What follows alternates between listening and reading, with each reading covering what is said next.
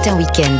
6h-9h, Alexis de la Fléchère. Et à 8h14 sur Europe 1, Alexis, vous recevez maintenant Philippe Juvin, professeur de médecine, ancien chef de clinique et aujourd'hui député LR des Hauts-de-Seine, rapporteur général du budget. Bonjour Philippe Juvin. Bonjour. Sébastien Lecornu a donc proposé un budget pour 2026. L'examen du projet de loi de finances pour 2026 va débuter demain, lundi, en commission des finances de l'Assemblée nationale. Depuis le 2 octobre, on le disait, Philippe Juvin, vous êtes rapporteur général de ce budget. C'est un rôle clé. Vous avez la main sur tout le travail budgétaire au Parlement. Vous êtes un peu le monsieur budget au Parlement. En quelques mots, peut-être pour débuter, est-ce que vous pouvez nous expliquer votre mission dans les prochains jours qui a déjà débuté? Bien, comme vous le savez, les députés déposent ce qu'on appelle des amendements, c'est-à-dire des modifications du texte qui est présenté par le gouvernement, modification du budget. Et mon rôle consiste à étudier la totalité de ces amendements, les uns derrière les autres, et de donner des avis favorables et défavorables pour aider les députés à déterminer leur vote. En fait, mon rôle est de guider la discussion budgétaire. Et moi, ma philosophie, elle est simple. Je crois que la situation est tellement grave que nous devons globalement, collectivement, dépenser moins et dépenser mieux, et produire plus de richesses pour pouvoir les redistribuer. Vous êtes un homme de droite, Philippe Juvin, vous êtes du parti Les Républicains. J'imagine qu'il y a de nombreuses propositions qui doivent vous faire bondir dans ce budget pour 2026. J'ai noté quelques taxes, et il y en a beaucoup. Prolongation d'1 an sur la taxe sur le bénéfice des grandes entreprises, taxe sur les mutuelles, taxe sur les holdings patrimoniales, gel du barème de l'impôt sur le revenu, hausse des franchises médicales. La gauche dit qu'elle veut réintroduire la taxe Zuckman, taxe donc sur les hauts patrimoines. Est-ce que c'est pas un peu le concours l'épine de l'impôt? Ça commence à faire beaucoup quand même. Vous savez, un budget, c'est assez simple, Quand vous voulez trouver de l'argent, vous avez deux solutions. Soit vous baissez les dépenses, soit vous augmentez les impôts. Donc moi, je crois qu'il faut plutôt baisser les dépenses. Alors comment on baisse les dépenses? Mais par exemple, dans le projet de budget de M. Lecornu, qui n'est pas celui de M. Lecornu, il a expliqué qu'il avait trouvé le budget, il nous le donne comme ça, il y a une augmentation du nombre de fonctionnaires à l'éducation nationale. Une augmentation. Alors qu'il y a moins d'enfants et qu'on ferme des écoles. Donc moi je suis pas pour baisser le nombre de fonctionnaires tout de suite, on n'y arrivera pas, mais au moins qu'on ne l'augmente pas. C'est un exemple de dépenses en moins que je propose de faire. Le gouvernement prévoit 17 milliards d'efforts sur les dépenses et 14 milliards sur les recettes. 17 milliards sur les dépenses, vous l'avez dit, ce n'est pas assez. Non, ce n'est pas assez parce qu'encore une fois, nos marges de manœuvre, il faut bien le comprendre, aujourd'hui, elles sont plutôt sur les dépenses. Nous dépensons trop. D'ailleurs, tous les Français le savent. Promenez-vous un peu partout en France, vous n'êtes pas surpris. Je prends cet exemple qui est un peu anecdotique, mais je trouve révélateur. Il y a des ronds-points partout. Tous les 300 mètres, vous trouvez un rond-point. Ça coûte entre 500 000 euros et 2 millions un rond-point. Est-ce qu'ils sont tous utiles? Vous voyez, en fait, nous devons apprendre la frugalité. La frugalité. On peut être aussi heureux collectivement, probablement en dépensant plus intelligemment. Nous jetons l'argent par les fenêtres. On dépense n'importe comment. Je veux qu'on arrête de jeter l'argent des Français par les fenêtres parce que l'argent public, ça n'existe pas. L'argent public, c'est toujours de l'argent qui est pris dans la poche de quelqu'un. Sur les impôts, Philippe Juvin, vous ne m'avez pas répondu. J'ai cité beaucoup, la liste est longue. Ah bah oui, mais il y en a des pages et des pages. Il y a une inventivité alors qu'on est fiscale déjà un très pays grande. qui paye beaucoup d'impôts. C'est pour ça que je vous dis que les marges de manœuvre, elles sont plutôt sur baisser les dépenses plutôt qu'augmenter les impôts.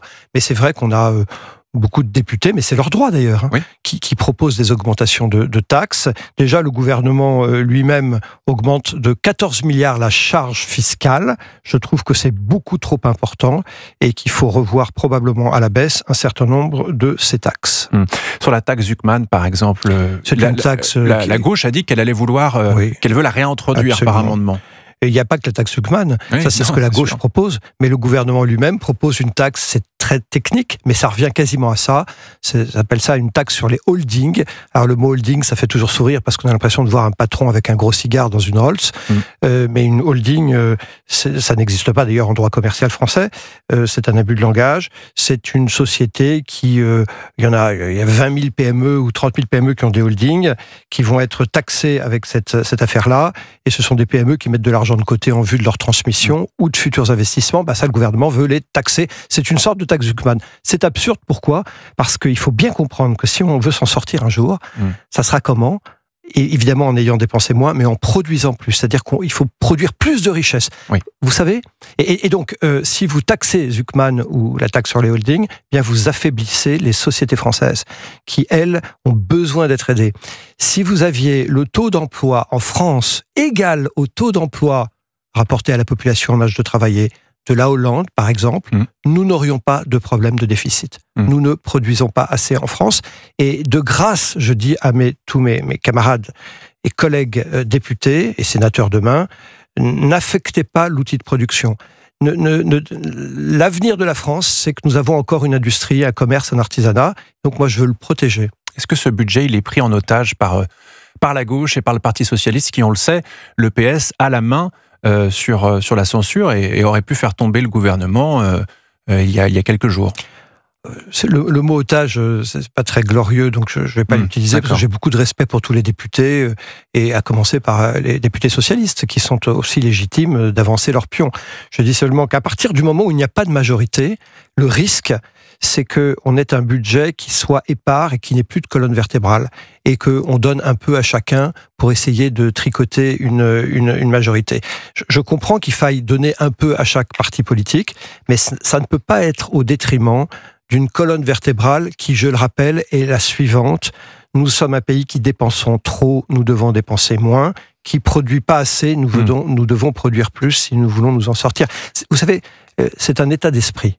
D'accord. Moi, j'attends un état d'esprit. L'état d'esprit, c'est du compromis. Comprendre qu'il faut faire. Ça va pas être simple. Qu'il faut faire d'une manière, effectivement, dans une situation compliquée, mais qu'il faut avoir les réalités en tête. Un budget, et c'est probablement ma mission principale, c'est d'abord un objet économique, ça paraît une évidence de dire ça, c'est pas un objet moral. On ne fait pas de la morale avec un budget, on fait de l'économie réelle. Vous êtes député Les Républicains, rapporteur, Philippe Juvin, du général de ce budget 2026. Je voulais quand même vous faire parler de cette réforme, cette suspension de la réforme des retraites. Comment on va s'en sortir ? Moi, je suis très opposé à la suspension, ou pire encore à l'annulation. Pourquoi ? Parce que on n'annule pas la réalité. Bien sûr. On ne suspend pas la réalité. J'ai longuement écouté Pierre Moscovici qui dit qu'il y a un déficit de 6,6 milliards d'euros sur le financement des retraites sur le régime général en 2025.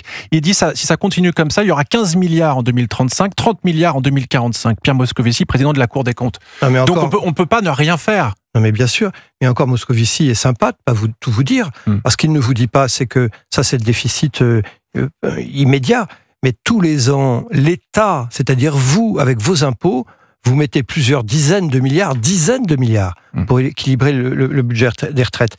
Il faut bien comprendre que pourquoi on parle tous des retraites, c'est que dans le déficit de l'État, le poids des retraites qu'on doit compenser, que l'État doit compenser, puisque les caisses de retraite ne sont pas à l'équilibre, compte pour probablement la moitié de la dette accumulée depuis une dizaine d'années. Donc si vous ne remettez pas le système des retraites à l'équilibre, vous ne pouvez pas rétablir les finances publiques. En fait, ce n'est pas possible. Et pourtant, on ne va pas y échapper. Eh bien, la suspension, a priori, sauf rebondissement incroyable, elle va être actée avant Noël. En fait, oui, et moi je vous ai dit mon grand scepticisme et mon grand regret. Mais en fait, un certain nombre de gens vous disent oui, mais ça ne va pas coûter aussi cher la première année. C'est vrai que la première année, ça ne coûte pas aussi cher. Mais c'est pas la question. En fait, le coût, il est bien plus que budgétaire. C'est un coût de paralysie mentale. C'est-à-dire qu'à partir du moment où vous avez dit on a suspendu, les gens ne comprendront pas demain qu'en réalité, il faut travailler plus longtemps. Philippe Juvin, je voulais aussi vous poser une question sur la guerre ouverte. On peut dire ça chez les Républicains. Bruno Retailleau appelle à une opposition frontale au gouvernement. Laurent Wauquiez prône la responsabilité. 3 députés LR, je le rappelle quand même aux éditeurs d'Europe 1, ont voté la censure du RN. Quelle est votre position ? Puisque on a l'impression qu'il n'y a plus vraiment de ligne claire chez les Républicains. Quelle est la ligne ? C'est la question. La ligne, je crois que c'est celle que je viens de vous dire. J'ai vu celle de la responsabilité. Les amendements de mes collègues, députés. Moi, je juge les gens sur le travail qu'ils produisent en réalité, pas sur ce qu'ils disent sur les plateaux de télévision. Et parfois, il faudrait d'ailleurs mieux se taire et faire attention à ce qu'on dit. Il ne fallait pas censurer le non, budget. Il fallait pas censurer. Pourquoi ? Parce que si vous censurez, vous donnez en fait les clés à la gauche. Et là, le budget que vous avez mieux vaut un mauvais budget qu'une censure. Non, il vaut mieux un budget où on contrôle les choses et on fait en sorte qu'il n'y ait pas trop d'énormité. Et encore une fois, moi, par exemple, je vais proposer que les opérateurs de l'État, vous savez, qui chaque année ont des taxes qui leur sont affectées, ces taxes vont produisent tous les ans de l'argent. Moi, je souhaite que l'argent qu'ils ont récupéré en 2025, eh bien, on leur redonne en 2026, pas plus. Je souhaite que les retraités qui continuent à travailler ne soient pas taxés à l'impôt sur le revenu. Pas d'impôt sur le revenu pour les retraités qui travaillent. Je souhaite que les petits colis chinois qui tuent le commerce, très important, tuent le commerce centre-ville, on voit tous nos commerces finir, eh bien qu'on taxe les plateformes chinoises qui tuent notre petit commerce. Je suis pour la concurrence, parce que c'est un élément de croissance, mais une concurrence loyale. Donc tous ces éléments-là que je mets sur la table dans le débat, qui vont permettre de faire des économies et en même temps de sauver l'économie, je pense qu'il n'aurait pas été possible si on avait laissé les clés du camion totalement à un seul parti, qui est le Parti Socialiste. Bon, on espère en tout cas que votre mission, qui n'est pas simple, va bien se passer. Ça va pas être simple, il n'y a pas de 49.3, donc il va falloir concerter tout le monde, prendre les bonnes idées. Bon courage à vous, Philippe Juvin, et merci d'avoir été avec nous. Je rappelle que vous êtes rapporteur général du budget, député Les Républicains des Hauts-de-Seine.